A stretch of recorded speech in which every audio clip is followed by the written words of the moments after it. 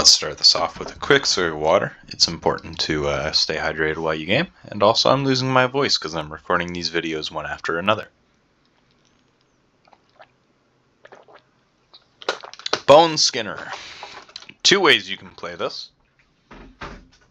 I prefer Forest Fortification because I will use this prior to getting my sack. Sometimes you'll get sack randomly throughout, and I will ignore whatever mechanic I'm supposed to do, and I will greed sack damage. But yeah, that's just a micro optimization thing. Especially if you're in a pug where people are struggling to move properly, it can be really beneficial to bring Spirit of Nature. You might get a hero slam where you res 5 people at once, and that feels really good. But I'm not going to do that because we've been clearing through all this content very easily. I have no doubt that these are some good players. If you ever want to get rid of that ready menu, by the way, after you've clicked ready, just do that. Walk back towards this portal. Exit out of that menu. And then you're free to do whatever you want.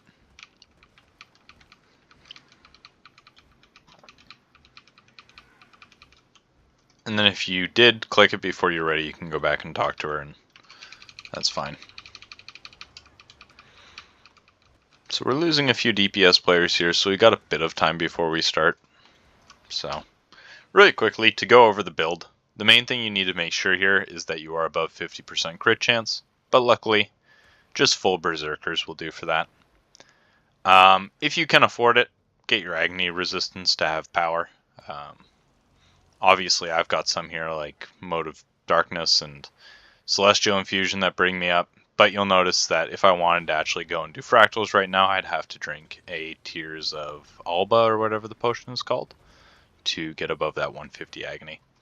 So if you are still gearing your characters for Fractals and using just base +9 Agonies, don't worry about it. This isn't the biggest deal, but it does feel good to do more damage, so. If you can get attributed Agony is awesome. I don't end up running Fractals very often. I'll usually only do it when I want to grind a title. Something like, well, I don't have it on right now, but Nightmare Aspect was kind of the last time I was really grinding out Fractals. Yeah. One of the first 1,000 in North America to get this as per Guild Wars 2 efficiency, and I did it on DPS Alack Druid to help buffer heals, because that was a bit of a wonky one when it was released, but yeah. I use 2v2 Elite because it's just a rare title. And I'm pretentious. Speaking of, we have 2 Voidwalkers.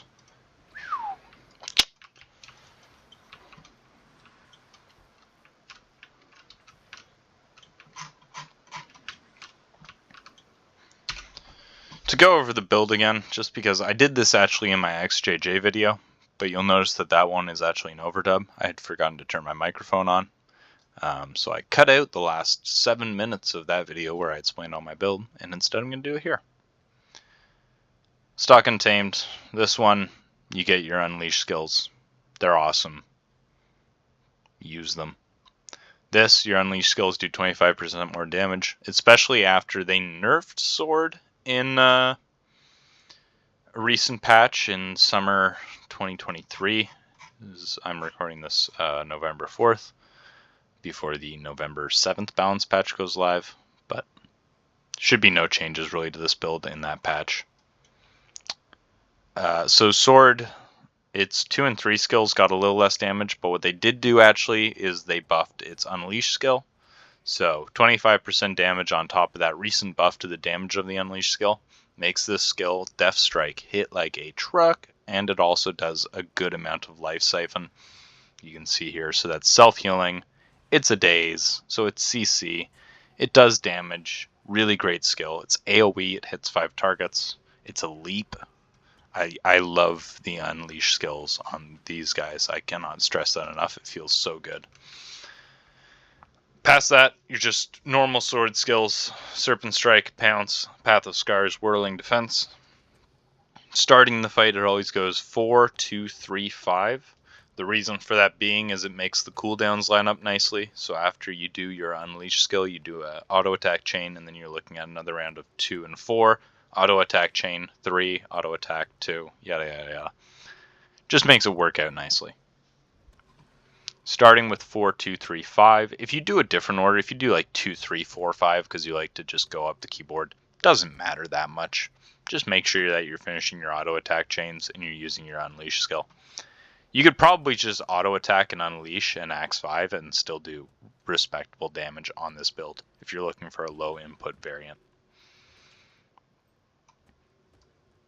Once again, to go over keybinds, I use Shift plus 1, 2, 3, 4 for these skills. This makes it easy when I am unleashing to just quickly toggle all 3 of them by pressing Shift and then 1, 2, 3.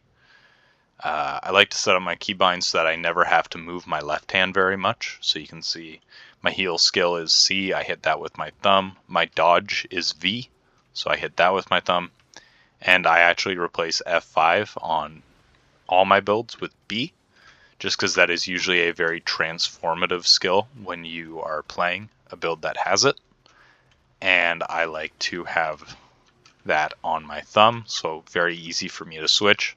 Most people's complaints with these Untamed is that it feels clunky to swap between. Playing with this on B definitely helps it feel a lot more manageable. Okay, so we're going to go in. I'm going to start in pet so I can just quickly unleash that. 4, 2, 3. Utility skills while I move, and then 5. Don't use 5 before the first set of hands. You will have a bad time. It will cancel. Oh my god, our damage is crazy. Don't delay your sack. Your sack is really important. Oh, and we get this. So I love this group because we got the CC. So I'm going to delay 5 once again. I know this is coming. You're going to see me do something dumb here. I'm actually going to charge it after this boss. And then I'm just going to use Perilous Gift to ignore the damage of the jump.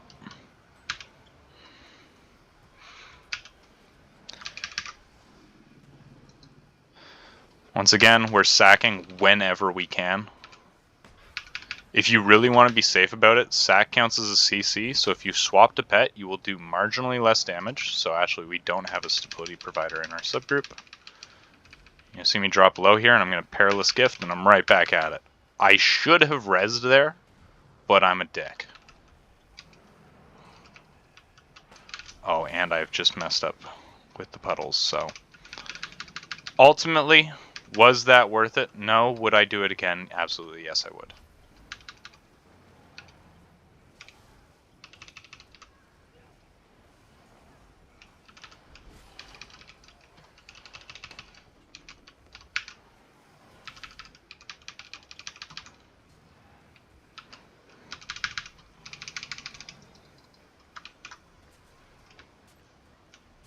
So I missed the sack there. Some of these sack windows are very small, so be careful of that. But you can see, never swapped to hammer, and I did 35k. 10k more than the next guy. A large chunk of this is because I was sacking, but a large chunk of why I was sacking is because I feel very confident that I'm not going to be punished beyond what I can handle as an Untamed. Because even if I drop down to 1k HP like I did there, now, mind you, I got healed by my healer before this became an issue, but I just used Perilous Gift, and I will heal 50% of my HP back. The nice thing about this is it's not based upon your healing power. It is based solely upon how much HP you are missing. Very, very strong skill.